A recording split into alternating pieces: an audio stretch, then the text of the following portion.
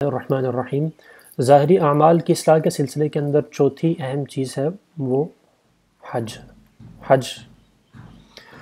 کی فرضیت کے بارے میں اللہ تعالیٰ قرآن پاک میں فرماتے ہیں اعوذ باللہ من الشیطان الرجیم بسم اللہ الرحمن الرحیم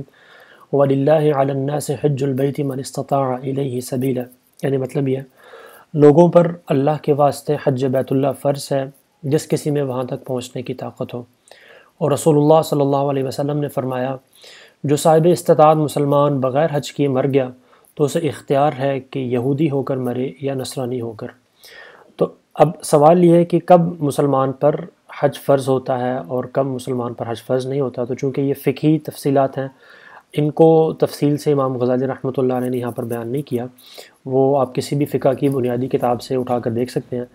لیکن جو چیز یہاں فوکس کرنے کی ہے وہ یہ ہے کہ ان تمام چیزوں کو سیکھنا کہ جس سے پتہ چلے کہ کب حج فرض ہوتا ہے، وہ کون کون سی شرائط ہیں، اور کب جو ہے وہ فرضیت کے بعد اس کو مؤخر نہیں کیا جا سکتا۔ تو ان چیزوں کو فقہ کی کتاب سے سیکھنا انتہائی ضروری ہے، ورنہ جس طرح آج کل کے زمانے کے اندر بہت سے لوگوں پر حج فرض ہو چکا ہوتا ہے لیکن صرف ان احکامات سے ناواقفیت کی وجہ سے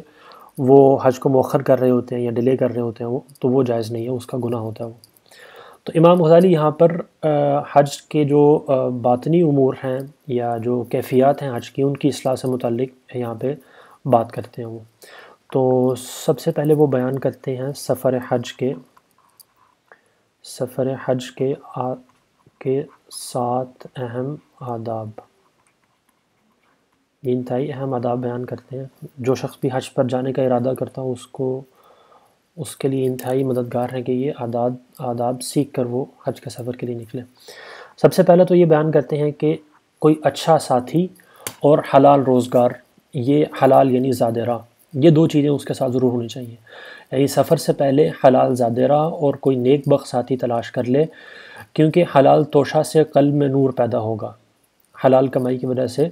دل منور ہوتا ہے، اور رفیق صالح نیک دوست جو ہے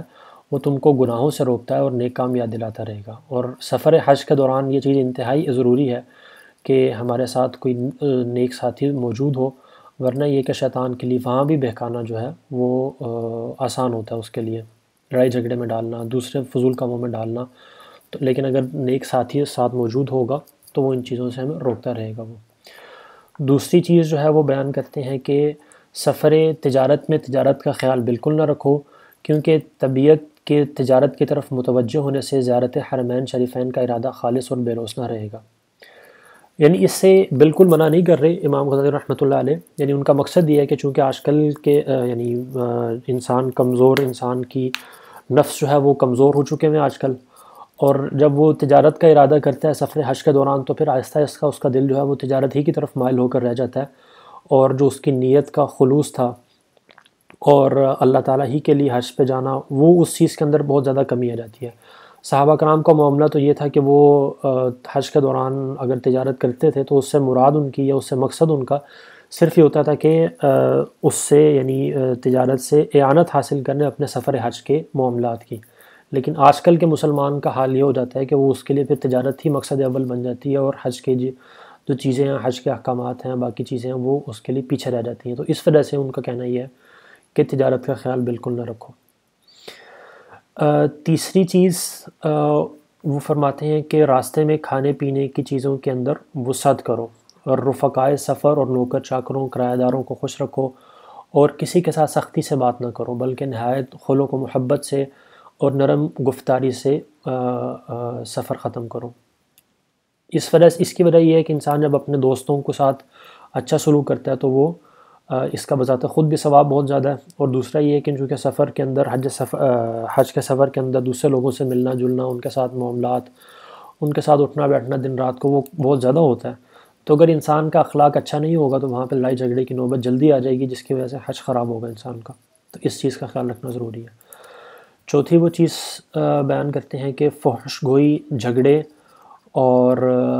فضول بکواس، دنیا کی معاملات کی بات چیت کو بالکل چھوڑ دو، اور ضروری حاجتوں سے فارغ ہونے کے بعد اپنی زبان کو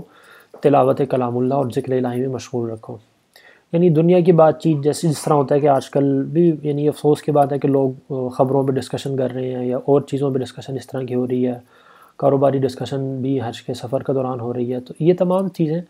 ان کو گویا اپنے سفر سے پہلے ادھر ہی چھوڑ کے جانا چاہیے، اور وہاں پہ اپنی صرف ضرورت کی بات چیت ہو، باقی یہ کہ اپنا کلام اللہ کی تلاوت، ذکر الہی کے اندر انسان مشغول رہے، وہ کہیں زیادہ بہتر ہے۔ اور دوسری جو اہم چیز یہ ہے کہ جھگڑے سے بچنا یہ انتہائی ضروری ہے، کیونکہ شیطان کی سب سے بڑی جو کوشش ہوتی ہے وہ یہی ہوتی ہے کہ حج کے سفر کے دوران لڑائی جھگڑا کروا کے وہ حج کے سفر کو خراب کرے۔ اللہ تعالیٰ کا فرمان ہے کہ اعوذ باللہ من الشیطان الرجیم فلا رفث ولا فسوق ولا جدال فی الحج، یعنی یہ تین چیزیں ہیں کہ فحش گوئی، لڑائی جھگڑا اور ان چیزوں سے یعنی بچنا، فلا رفث ولا فسوق، اور یعنی گناہ کے کاموں سے بچنا اور لڑائی جھگڑے سے بچنا، یہ تین چیزیں انتہائی ضروری ہیں ان سے بچنا۔ اور شیطان کی سب سے زیادہ کوشش یہی ہوتی ہے کہ انسان کو لڑائی جھگڑے کے اندر وہ ڈالیں، کیونکہ پوری دنیا سے لوگ آئے ہوتے ہیں اور طرح طرح کے مزاج ہوتے ہیں، کسی کا سخت مزاج ہے، کسی کا نرم مزاج ہے، تو اس میں لڑائی جھگڑے کی نوبت ویسے بھی جلدی آ سکتی ہے اگر انسان اپنے آپ پر قابو نہ رکھے اور اپنے نفس کو اللہ کے حکم کے سامنے نہ جھکائے، تو ورنہ پھر یہ ہے کہ حج کا جو ثواب ہے وہ بڑی جلدی ہاتھ سے نکل سکتا ہے۔ پانچویں چیز جو بیان کرتے ہیں وہ یہ ہے کہ